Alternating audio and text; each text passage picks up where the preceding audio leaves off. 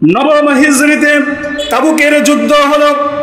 তাবুকের যুদ্ধে বিশ্ব নবী জনাবে মুহাম্মদুর রাসূলুল্লাহ সাল্লাল্লাহু আলাইহি ওয়াসাল্লাম ৩০,০০০ সৈন্যবাহিনী রোমানদের বিরুদ্ধে যুদ্ধ করার জন্য প্রস্তুতি গ্রহণ করার জন্য সাহাবীদেরকে তাগিদ দিলেন।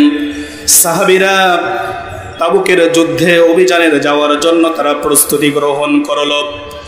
তাবুকের যুদ্ধে ৩০,০০০ সৈন্য নিয়ে তাবুকের প্রান্তরে গেলেন, কিন্তু সেই সময়টা ছিল অত্যন্ত গরম। খেজুর গাছের খেজুর পেকে গিয়েছিল। যেই সময় ফসলগুলো কৃষকরা ফসল তুলতেছিল, অত্যন্ত উত্তপ্ত রোদের সময়। এই সময় সাহাবীরা যুদ্ধের জন্য প্রস্তুতি নিচ্ছিলেন। ৩ জন সাহাবী তাবুকের যুদ্ধ থেকে তারা যাওয়া থেকে বিরত থেকে গিয়েছিল।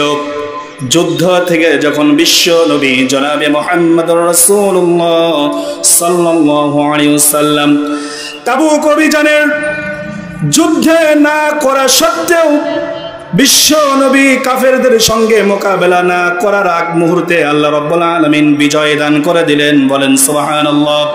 তাবুকের যুদ্ধ থেকে বিশ্ব নবী সাহাবীরা চলে আসলো, কিন্তু ৩ জন সাহাবী ওই যুদ্ধে থেকে তারা যুদ্ধে অংশগ্রহণ করেছিল না। এই ৩ জনের পরিপ্রেক্ষিতে আল্লাহ রাব্বুল আলামিন সূরা তাওবার ১১৮ নম্বর আয়াতে যে তাওবার অনুশোচনা ৩ জন সাহাবীর হয়েছিল, এই ৩ জন অনুশোচনার এর পরিপ্রেক্ষিতে আল্লাহ রাব্বুল আলামিন সূরা তাওবার নাম দিলেন হচ্ছেন সূরা তাওবা। যুদ্ধ থেকে বিশ্ব নবী মসজিদে নববীর মধ্যে বসে থাকলেন। হযরতে কাব ইবনে মালিক, হিলাল ইবনে উমাইয়া, মুরারা ইবনে রাবিয়া ৩ জন সাহাবী যুদ্ধে গেলেন না। কাব ইবনে মালিক বিশ্ব নবীর কাছে এসে বসলেন। সামনে এসে বললেন, ইয়া রাসূলুল্লাহ সাল্লাল্লাহু আলাইহি ওয়াসাল্লাম, তাবুকের যুদ্ধ লেগেছিল, তার আগেই আল্লাহ রাব্বুল আলামিন বিজয় দান করেছেন, কিন্তু আমরা যুদ্ধে যেতে পারি নাই। আমরা গরিমসি করেছি, আমরা বিভিন্ন কারণ দেখিয়েছি। আল্লাহ রাব্বুল আলামিন বিশ্ব নবীর উপরে কোরআনের আয়াত নাজিল করে দিলেন। আল্লাহ রাব্বুল আলামিন বলেন, ওয়া আলা সালাসাতিল্লাযীনা খুল্লিফু। বিশ্ব নবী চুপ থেকে গেলেন। বিশ্ব নবী বললেন, চলে যাও। এরপরে সাহাবীদেরকে ডেকে বললেন, ও আমার সাহাবীরা শোনো, যারা তাবুকের অভিযান থেকে যারা বিরত থেকেছিল, কাব ইবনে মালিক, মুরারা ইবনে রাবিয়া, হিলাল ইবনে উমাইয়া, এই ৩ জনের সঙ্গে ব্যবসা বাণিজ্য লেনদেন কথাবার্তা সালাম উঠা বসা চলাফেরা তোমরা তাদের সঙ্গে কেউ করবে না। তাদের সঙ্গে বিশ্ব নবী বয়কট করলেন। বলেন নাউজুবিল্লাহ। ৩০,০০০ সাহাবী নিয়ে তাবুকের প্রান্তরে নিয়ে গেলেন। মাত্র কয়জন গিয়েছিলেন আমার মুসল্লি ভাইরা? কয়জন গিয়েছিল না? ৩ জন। তাতে কোনো সমস্যা ছিল? কিন্তু আমার আল্লাহর কাছে এটা অপছন্দ হয়েছে। জিহাদে তারা যায় নাই। তাদের কি নামাজের কমতি ছিল নাকি? তাদের কি রোজার কমতি ছিল নাকি? তাদের কোরআন তেলাওয়াতের কি কোনো কমতি ছিল নাকি? তারা দান সদকার বিরুদ্ধে কোনো কমতি ছিল না। কিন্তু আমার আল্লাহ রাব্বুল আলামিনের কাছে এটা এত অপছন্দনীয় হলো, বিশ্ব নবীকে জানিয়ে দিলেন, হে রাসূল, আপনি তাদের উপরে বয়কট করুন। হাত্তা ইযা দাকাত আলাইহিমুল আরদু বিমা রাহুবাত ওয়া দাকাত আলাইহিম আনফুসুহুম ওয়া যান্নু আল্লা মালজাআ মিনাল্লাহি ইল্লা ইলাইহি। কাব ইবনে মালিক পথিমধ্যে কথা শুনতে পেলেন, তিনি বাড়ির দিকে রওনা হলেন। কাব ইবনে মালিক তার ঘরের সামনে গিয়ে দরজার সামনে গিয়ে নক করলেন, স্ত্রীকে ডাকলেন। স্ত্রী বললেন, বিশ্ব নবী তোমার উপরে বয়কট করেছেন, তোমার উপরে সালাম দেওয়া নিষেধ করেছেন। তার সন্তানদেরকে ডাকলেন, সন্তানরা একই জবাব দিল।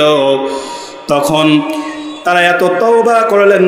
হিলালা ইবনে উমাইয়া, তার বয়স ছিল ৭৯ বছর। এত বৃদ্ধ মানুষ, তিনি মসজিদে নববীর সামনে একটা খুঁটির সামনে তার হাতকে দড়ি দিয়ে এমন ভাবে বাঁধলেন, বেঁধে তিনি অনুশোচনা করলেন যে তাই তিনি বললেন যে হিলাল ইবনে উমাইয়া রে, বিশ্ব নবী তোর উপরে বয়কট করেছে, আল্লাহর অসন্তুষ্টি হয়েছে এবং সাহাবীরা তোর বিরুদ্ধে বয়কট করেছে। শুধু জিহাদে আমরা যাই নাই, এত বড় অপরাধী তুই। আল্লাহ যদি আমাদেরকে তওবা যদি কবুল না করে, তাহলে এইখানে আমার হাত বেঁধে আমার জীবনটা এখানে চলে যাবে। তবু আল্লাহর কাছে তওবা কবুল ছাড়া একটু পিছপা হব না। বলেন সুবহানাল্লাহ। বিশ্ব নবী সাহাবা জামাইরা বয়কট করলেন। তারা তিনজন অনুশোচনার, এমনকি তাওবার, তারা অনুশোচনার আগুনে দগ্ধ হয়েছিলেন। এমনকি তারা বুঝতে পারলেন এই পুরা পৃথিবী বিস্তীর্ণ হওয়া সত্ত্বেও, এই পৃথিবী আমাদের চলাফেরা হওয়া সত্ত্বেও, আমাদের উপযুক্ত হওয়া সত্ত্বেও এই পৃথিবী আমাদের উপরে সংকীর্ণ হয়ে গেছে। আমাদের জীবনগুলো দুর্বিষহ হয়ে উঠেছে। এমনকি আমাদের আর আল্লাহর কাছে ফিরে যাওয়া ছাড়া আর কোনো আশ্রয়স্থল নেই। অতএব আল্লাহর দিকে ফিরে যেতে হবে। এরপরে আল্লাহ রাব্বুল আলামিন বললেন, সুম্মা তাবা আলাইহিম লিয়াতুবু। আল্লাহ রাব্বুল আলামিন তাদের উপরে অনুশোচনা হলেন, তাদের তওবা কবুল করলেন। আল্লাহর কাছে তারা তওবা করে ফিরে আসলেন। ইন্নাল্লাহা হুয়াত তাওয়াবুর রহিম।